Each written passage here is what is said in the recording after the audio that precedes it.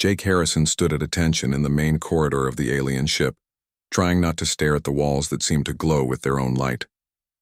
Everything on the Altheran vessel looked like it was made from liquid silver in starlight.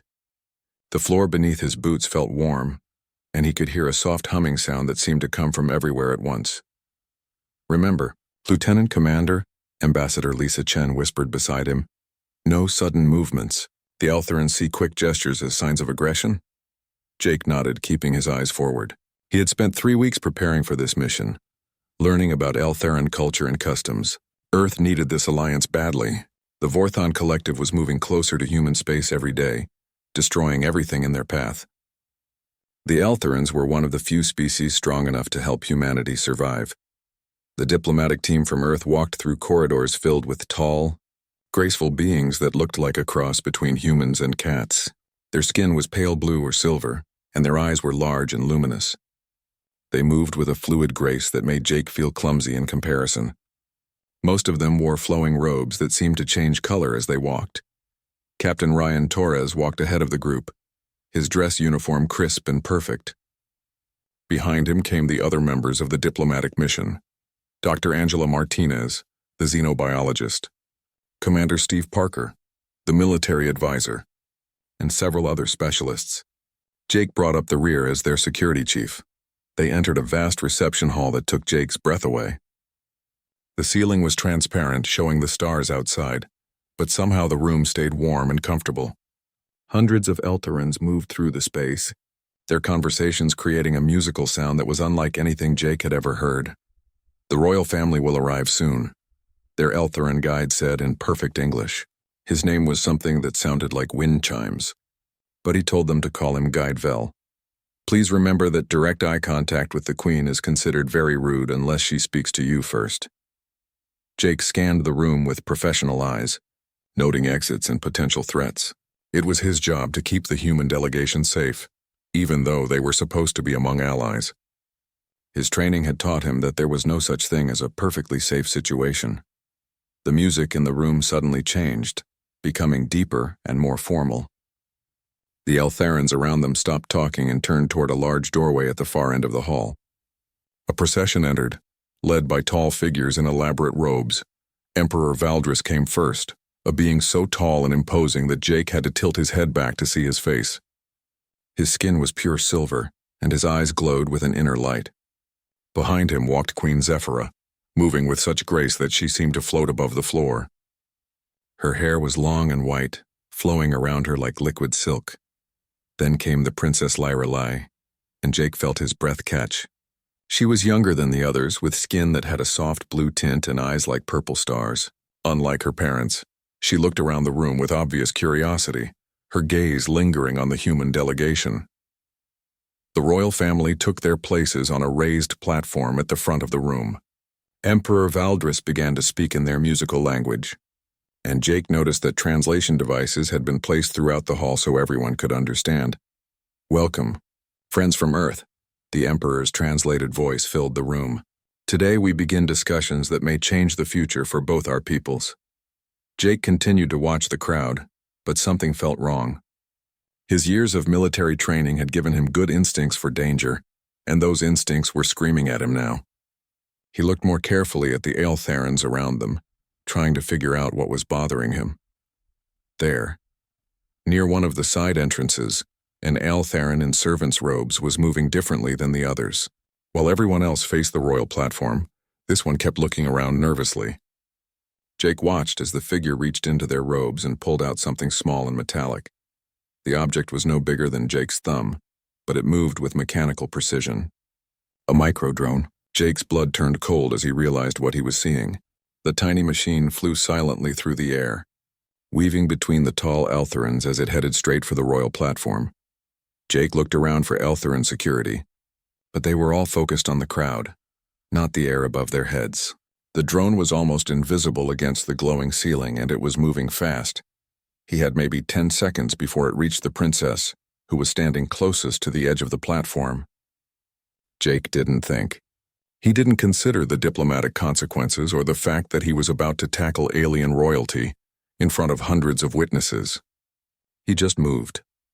Jake pushed through the crowd, ignoring the surprised gasps of the Eltharans around him. He leaped onto the platform just as the drone reached Princess Lyra Lee. Time seemed to slow down as he wrapped his arms around her and threw both of them to the floor, his armored body covering hers completely. The explosion came a split second later. Jake felt the heat and force of the blast wash over his back, his body armor absorbing most of the energy. Pain shot through his left shoulder and leg, but he stayed conscious. Under him, Princess Lyrelei was breathing hard but seemed unhurt. Chaos erupted in the hall. Eltharan guards appeared from everywhere, their weapons drawn. Alarms began wailing, and the lights in the room shifted to an emergency red color. Jake tried to stand up, but his left leg wouldn't support his weight properly. Queen Zephyra was suddenly beside them, her face a mask of controlled fury and concern. She said something in rapid Eltharan that Jake's translator couldn't keep up with. Then she switched to English.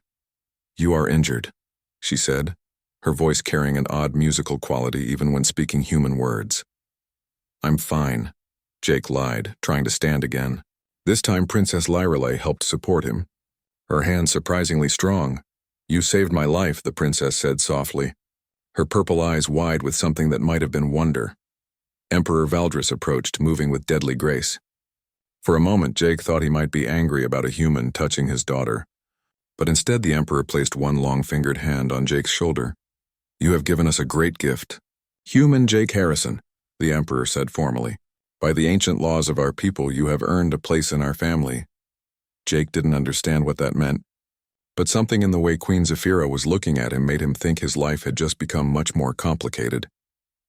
The pain in his shoulder was getting worse, and he could feel blood running down his back where the armor hadn't completely protected him.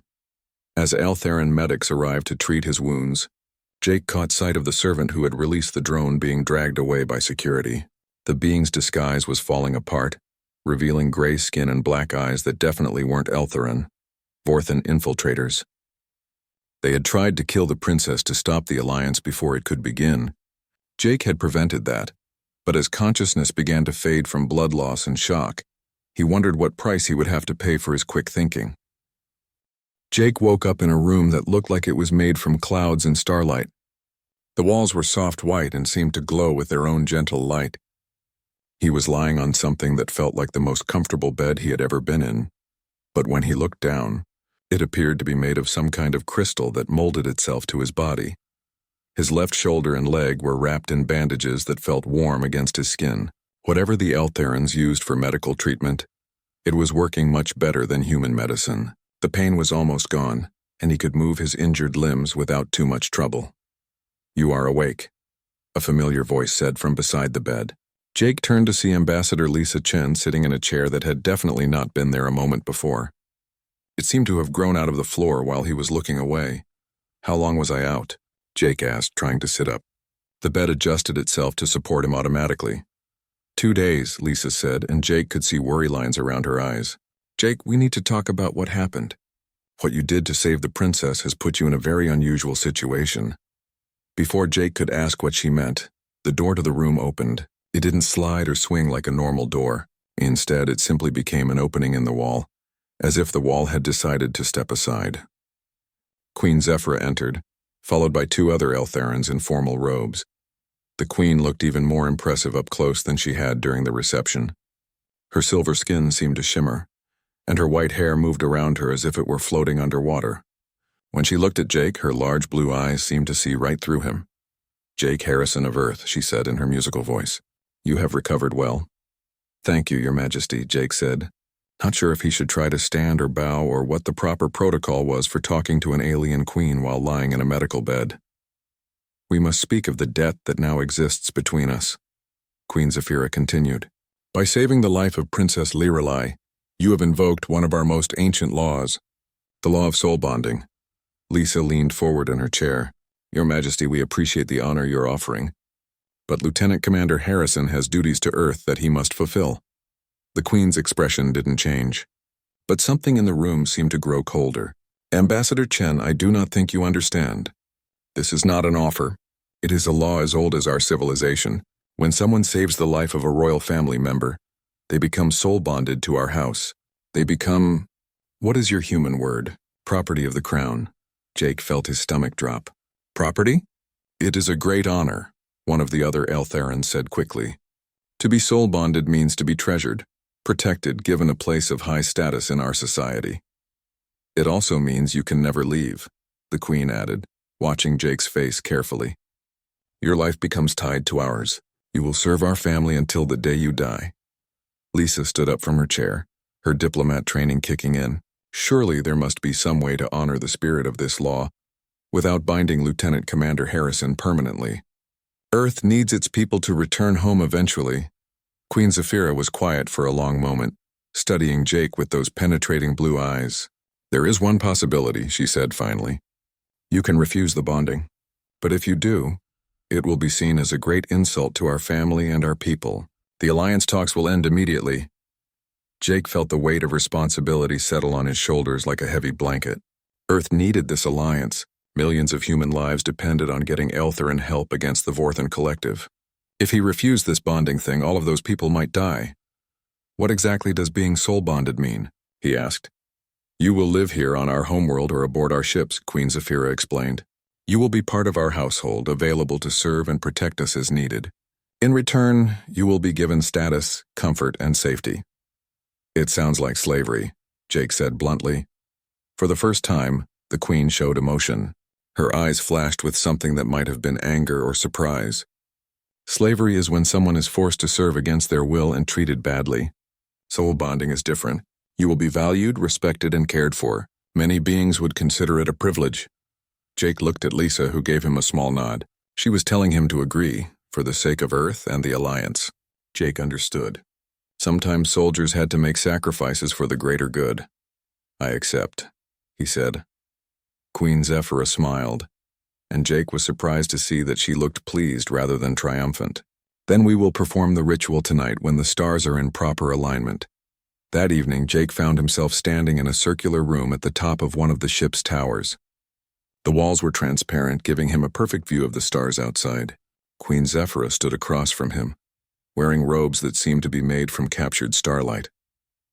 The two other Eltharans from earlier were there as well, along with Princess Lyrelai. The princess looked nervous, and Jake realized she felt responsible for what was happening to him. When their eyes met, she gave him a small apologetic smile. The ritual is simple, Queen Zafira explained. I will touch your mind with mine, creating a bond between your life force and our family line. You may feel some discomfort, but it will pass quickly. She stepped closer to Jake and placed her hands on either side of his head. Her skin was warm and tingled with some kind of energy. Jake felt her presence enter his mind like cool water flowing through his thoughts. But something unexpected happened. As the Queen's mental energy touched his, Jake's human instincts kicked in. His mind had been shaped by millions of years of evolution, by ancestors who had survived by being tough and independent. Without thinking about it, he pushed back against the alien presence in his head. The Queen gasped, her eyes going wide with surprise. The energy flowing between them changed, becoming something more equal, more balanced. Instead of Jake becoming completely bonded to the royal family, the connection went both ways.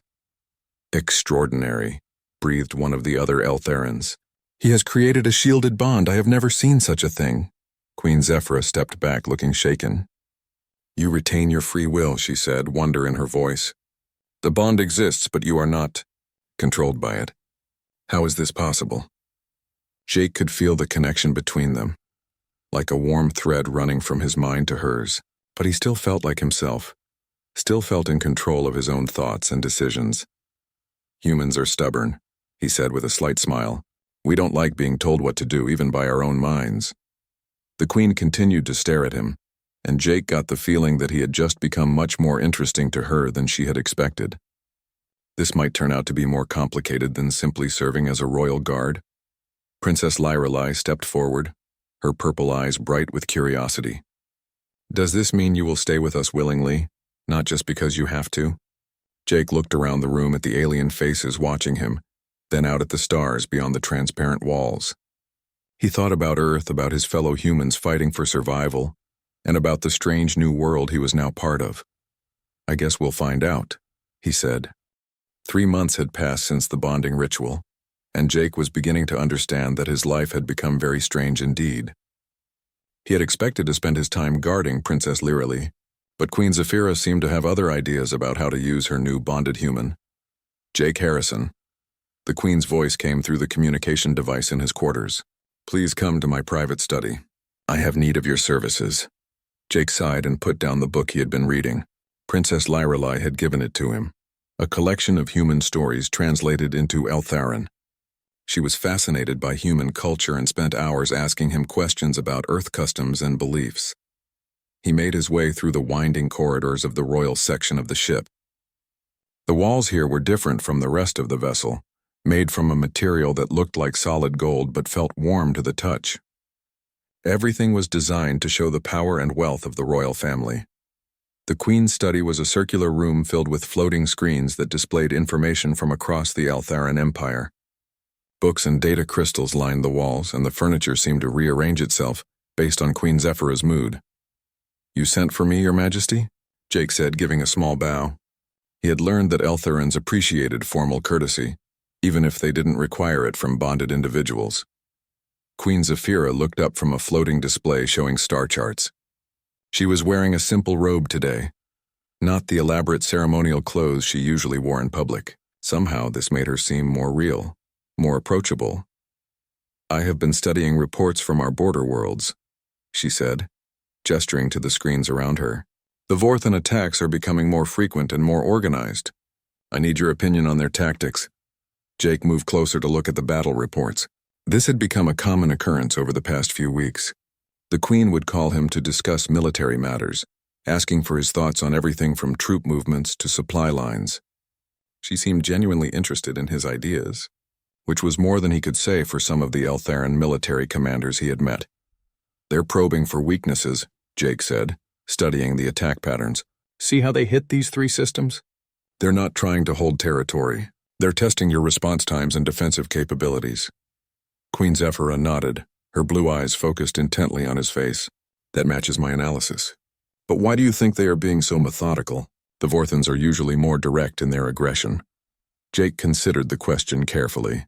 He had learned that the Queen valued honest answers, even if they weren't what she wanted to hear. Someone smart is leading them now. Someone who understands the value of patience and planning. Yes, the Queen said softly. That is what concerns me most. She moved to another screen, and Jake noticed how she always seemed to position herself so that she could watch him while they worked.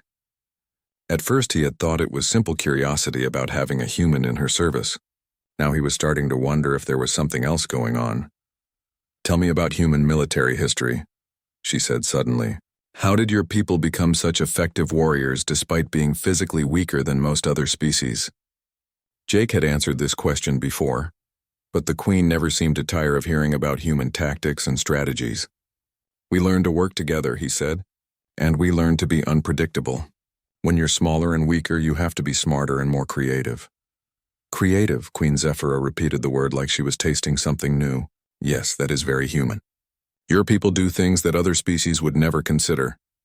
Before Jake could respond, an alarm began sounding throughout the ship. The Queen's expression immediately became alert and focused. She touched one of the floating screens and Captain Ryan Torres appeared. Your Majesty, Ryan said, giving a quick salute. We've received word that there's going to be a formal dinner tonight with representatives from the Keltharian Republic. They're potential allies against the Vorthan threat. Excellent, Queen Zephyra replied. Have my staff prepare the main banquet hall. This could be an important step forward in building our coalition. After the communication ended, the Queen turned to Jake. You will attend this dinner, she said. Stay close to me and watch for anything unusual. That evening, Jake found himself standing behind Queen Zephyra's chair in the ship's grandest dining hall. The room was filled with dignitaries from several different species, all hoping to form alliances against the expanding Vorthan collective. The Keltharians were tall, thin beings with gray skin and large black eyes. They spoke in whispers and moved very quietly, which made Jake's job of watching for threats more difficult. Princess Lyrily sat at the far end of the table, looking bored with the formal diplomatic conversation. The dinner progressed normally for the first hour. Various courses were served, each one more elaborate than the last. Jake had learned not to be surprised by alien food, though some of the dishes still looked very strange to his human eyes. Then he noticed something that made his blood run cold. One of the Keltharian servers was preparing a special dish for Queen Zephyra, something that hadn't been served to any of the other guests. The server's movements were just a little too careful, a little too precise. Jake watched as the server added a final garnish to the dish, a small, crystalline substance that sparkled in the light. It looked beautiful, but Jake's instincts were screaming that something was wrong. The server began walking toward Queen Zephyra with the poisoned dish. Jake had maybe 30 seconds before the food reached her. He couldn't simply knock the dish away. That would cause a diplomatic incident and might start a war between species that needed to be allies. Instead, Jake did something typically human. He acted clumsy. As the server passed behind Jake's position, Jake pretended to lose his balance. He stumbled backward, bumping into the server and sending the poisoned dish flying. At the same time, he grabbed a glass of wine from the table and accidentally spilled it all over Queen Zephyra's formal robes. The queen gasped and stood up quickly, wine dripping from her elaborate clothing. The poisoned food scattered across the floor, mixing with the spilled wine. Around the table, the dinner guests looked shocked by the human's apparent clumsiness. "I'm so sorry, Your Majesty," Jake said loudly, playing up his role as a clumsy servant. "Let me help you clean that up." But as he knelt to gather the scattered food, Jake palmed a piece of the crystalline garnish. He would have Dr. Angela Martinez analyze it later, but he was already certain it was poison. Queen Zephyra looked down at him, and Jake saw understanding flash in her blue eyes. She realized what had really happened, that he had saved her life again. "It is no matter," she said graciously to the assembled guests. "Accidents happen. Please continue with your meal while I change clothes." As she left the dining hall, Queen Zephyra paused next to Jake. "Come with me," she said quietly. "We have much to discuss."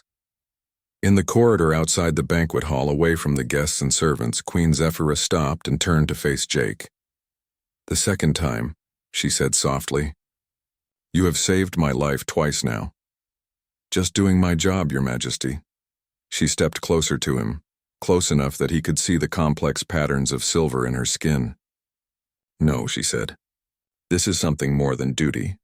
I can feel it through our bond." Jake felt it too, a strange warmth that seemed to flow between them whenever they were close.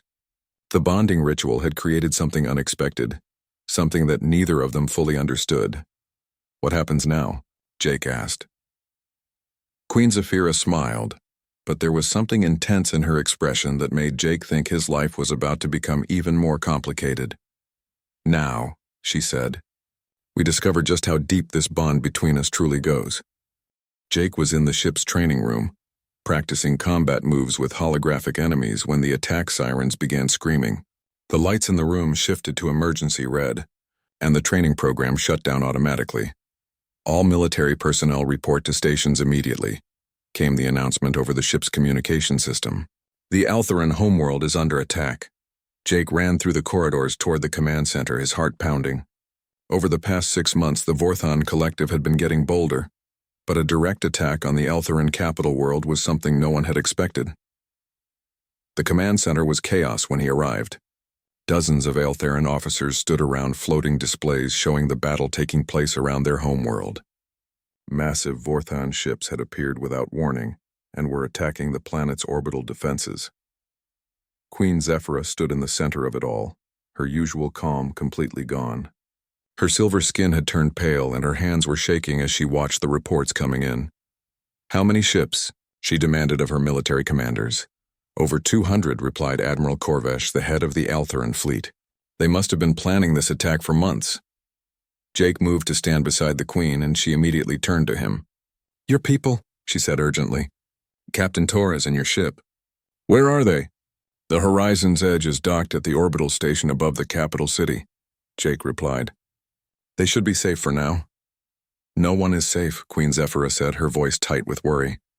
"The Vorthons are targeting civilian areas as well as military ones. They want to cause as much fear and damage as possible." A new alarm started sounding, different from the attack warning. This one made every Altheran in the room freeze with terror. "What is that?" Jake asked. "Royal emergency beacon," Admiral Corvesh said, his face grim. "Someone from the royal family is in immediate danger."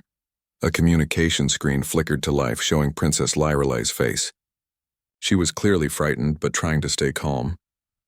"Mother," she said quickly, "I was visiting the refugee center in the capital city when the attack began. The building has been damaged and there are people trapped inside. I'm trying to help get them out, but Vorthan soldiers are moving through this area." "Lyrelai, get out of there immediately," Queen Zephyra ordered. "Leave the refugees and save yourself." "I can't do that," the princess replied, and Jake could hear explosions in the background of the transmission. "There are children here and elderly people who can't move quickly. If I leave them, they'll die." The screen went black as the communication was cut off. Queen Zephyra spun around to face Admiral Corvesh. "Send rescue ships to the capital immediately." "Your Majesty, all our ships are engaged in defending the orbital stations," the Admiral replied. "We cannot spare any vessels for a surface rescue." The Queen's face showed her desperation. Her daughter was trapped on the surface of their homeworld, surrounded by enemy soldiers, and there was no one available to help her. "I'll go," Jake said. Everyone in the command center turned to look at him. Queen Zephyra's blue eyes were wide with surprise. "You cannot," she said. "You are bonded to our family.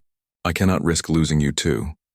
"With respect, Your Majesty, this is exactly the kind of situation I was trained for," Jake replied.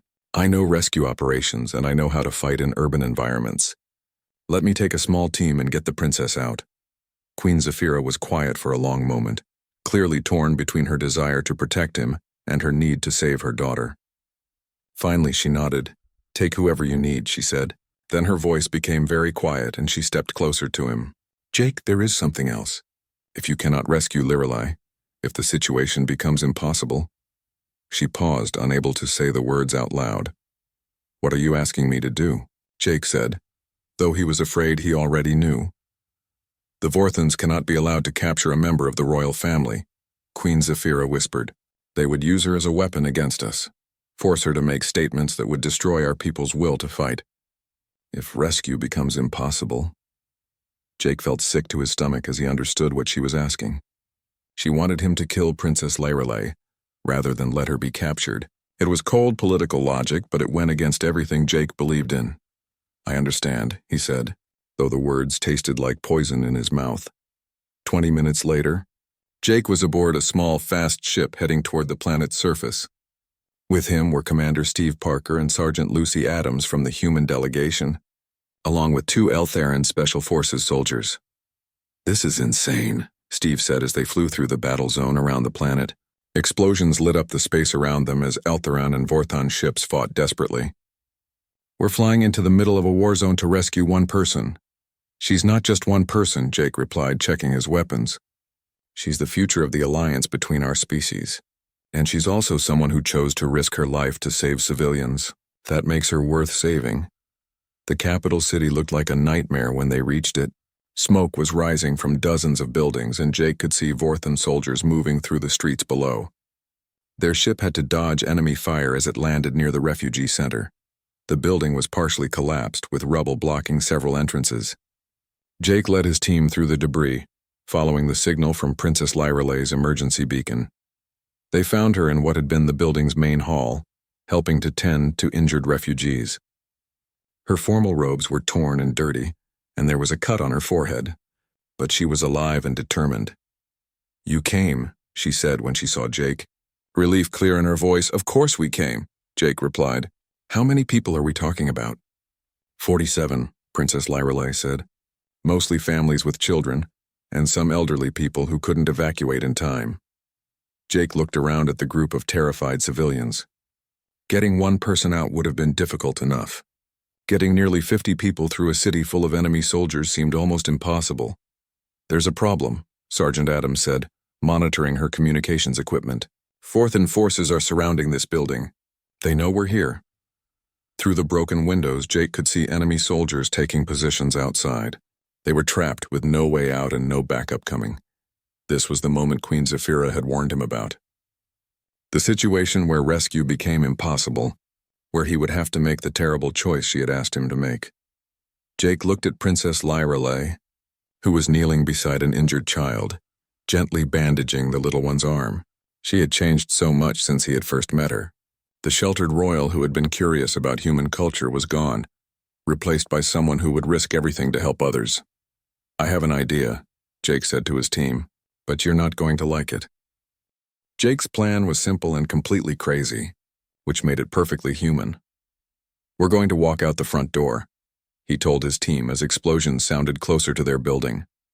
"That's suicide," Commander Steve Parker said, looking at Jake like he had lost his mind. "No, it's psychology," Jake replied. "The Vorthans expect us to try to sneak out or fight our way through. They don't expect us to surrender." Princess Leerily looked up from where she was comforting a frightened child. "What do you mean, surrender?" Jake pulled out a white piece of cloth from his medical kit. "We're going to pretend to give up. I'll walk out first with this surrender flag. When they focus on me, you and the refugees will have a chance to escape through the back of the building." "Absolutely not," Princess Leerily said, standing up quickly. "I will not let you sacrifice yourself for us." "Your Majesty, with respect, this is not your choice to make," Jake said firmly. "I'm bonded to your family. Protecting you is my purpose." But even as he said the words, Jake knew he wasn't doing this just because of the bond. Over the past months, Princess Leerily had become like a younger sister to him. She had shown him kindness, curiosity about his culture, and genuine friendship. The idea of following Queen Zephyra's orders to kill her was impossible. "There has to be another way," Princess Leerily insisted. Sergeant Lucy Adams, who had been watching the enemy positions through a broken window, suddenly turned around. "Actually, there might be." "Jake, remember that story you told us about your grandfather in the old Earth Navy?" Jake's eyes lit up as he understood what she meant. His grandfather had been trapped by enemy ships during an ancient Earth war, and he had escaped using a trick that no one expected. "The asteroid maneuver," Jake said with a grin. "Lucy, you're brilliant." He quickly explained his new plan to the team. Instead of trying to fight their way out on the ground, they would use the collapsed building structure to their advantage. The debris could be turned into a makeshift ramp that would let their small rescue ship take off at an unusual angle, using the surrounding tall buildings like an asteroid field. "It's dangerous," Steve warned. "One wrong move and we'll crash into a building." "Everything about this situation is dangerous," Jake replied. "But this gives everyone a chance to survive." They spent the next 20 minutes preparing, while Steve and the Eltheran soldiers created noise in the front of the building to keep the Vorthons focused there. Jake and Lucy worked with the refugees to clear a path to where their ship was hidden. Princess Leerily helped organize the civilians, speaking to them in their own language and keeping them calm. Jake was amazed by how naturally leadership came to her now. The frightened royal he had first met was gone, replaced by someone who could inspire others to be brave. When everything was ready, Jake made his move. He walked out the front entrance of the building, holding his white surrender flag high. The Vorthan soldiers immediately surrounded him, their weapons pointed at his chest. "I want to negotiate," Jake called out in the trade language that most species used for communication. "I have information about human military technology that your leaders would want to know." The Vorthans looked interested. Humans had a reputation as effective warriors, and any intelligence about their capabilities would be valuable. While they focused on Jake, the refugees began quietly moving toward the hidden ship. But something went wrong. One of the Vorthon soldiers spotted the movement near the ship and raised an alarm. Suddenly, gunfire was coming from multiple directions, and Jake found himself diving for cover behind a piece of rubble. "Go," he shouted to his team over the communications link. "Get them out of here." "We're not leaving without you." Princess Leerili's voice came back. "That's an order, Your Majesty." Jake heard their ship's engines starting up, and he knew he had maybe 30 seconds before the Vorthans would be able to target it. He did the only thing he could think of. He drew all their attention to himself. Standing up from behind his cover, Jake began running directly at the largest group of enemy soldiers, firing his weapon and shouting at the top of his lungs. It was a desperate charge that should have gotten him killed in seconds, but it worked exactly as he had hoped. Every Vorthon soldier focused on the crazy human running at them. Their weapons turned away from the ship and toward Jake. In those crucial seconds, the rescue ship lifted off, carrying Princess Leerily and all 47 refugees to safety. Jake made it almost to the enemy position before a blast from an energy weapon knocked him to the ground. Pain shot through his left side, and he could taste blood in his mouth. As the Vorthon soldiers closed in around him, Jake thought about Queen Zephyra and wondered if she would understand why he had chosen to save everyone instead of following her orders. But then the most beautiful sound he had ever heard. filled the air, the roar of human engines. Captain Ryan Torres and the crew of the Horizon's Edge had arrived, their ship dropping out of the sky like an avenging angel. The human vessel's weapons lit up the Vorthon positions, forcing the enemy soldiers to scatter for cover. A rescue pod detached from the main ship and landed next to Jake, its door sliding open to reveal Dr. Angela Martinez. "Come on, hero," she said, pulling him into the pod. "Let's get you home." As they lifted off, Jake could see the refugee ship in the distance, safely heading toward the orbital stations. Princess Lyrelei was safe. All the civilians were safe. He had managed to save everyone without having to make the terrible choice Queen Zephyra had asked of him. Back aboard the Aeltheran command ship, Jake found himself once again in a medical bed, being treated by alien doctors who seemed amazed that he had survived. Queen Zephyra sat beside him, and for the first time since he had known her, she looked uncertain. "You disobeyed my orders," she said quietly. "Yes, Your Majesty, I did. You could have been killed. You should have been killed." "Yes, Your Majesty." Queen Zephyra was silent for a long moment, studying his face. Through their bond, Jake could feel her emotions, relief, anger, confusion, and something else he couldn't identify. "Why?" she finally asked. Jake thought about how to explain it. "Because that's what humans do, Your Majesty. We don't abandon people who need help, even when it would be easier or safer or more logical. We try to save everyone even when everyone tells us it's impossible. Even when your queen orders you to do otherwise. Even then." Princess Lyrelei entered the medical bay at that moment, still wearing her torn and dirty clothes from the rescue. She looked between Jake and her mother, sensing the tension in the room. "Mother," she said carefully, "Jake saved my life and the lives of 47 innocent people. How can that be wrong?"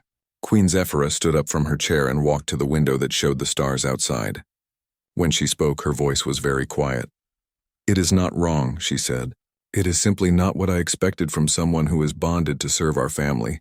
She turned back to face Jake. "You have taught me something important, Jake Harrison. True loyalty cannot be commanded or created through bonds. It must be earned through respect and trust."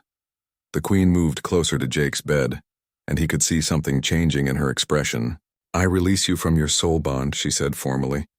"You are no longer property of the royal house." Jake felt the warm connection in his mind fade away, leaving him feeling strangely empty. "Your Majesty?" "You are free," Queen Zephyra said. "Free to return to Earth, free to live your own life, free to make your own choices. But what about the Alliance? What about the war with the Vorthons?" Queen Zephyra smiled, and Jake realized it was the first completely genuine smile he had ever seen from her. "I am hoping you will choose to stay not as my bonded servant, but as Earth's ambassador to our people. As a partner in this alliance we are building." Princess Lyrelei clapped her hands together with delight. "Oh, please say yes, Jake. There is so much more I want to learn about human culture." Jake looked between the Queen and the Princess, these alien beings who had become like family to him.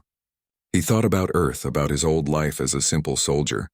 Then he thought about the future, about building bridges between species and helping to create a galaxy where humans and aliens could work together as equals. "I accept," he said, "but I have one condition." "Name it," Queen Zephyra said, "no more formal titles. If we're going to be partners, you can call me Jake." The Queen laughed, a sound like silver bells ringing. "Very well, Jake, and you may call me Zephyra." As Jake watched Princess Lyrelei excitedly planning new cultural exchange programs, and saw the respect in Queen Zephyra's eyes, he realized that sometimes the most important victories came not from following orders, but from following your conscience. He had saved not just lives, but had helped transform an entire relationship between species. The bond between them was no longer magical or forced.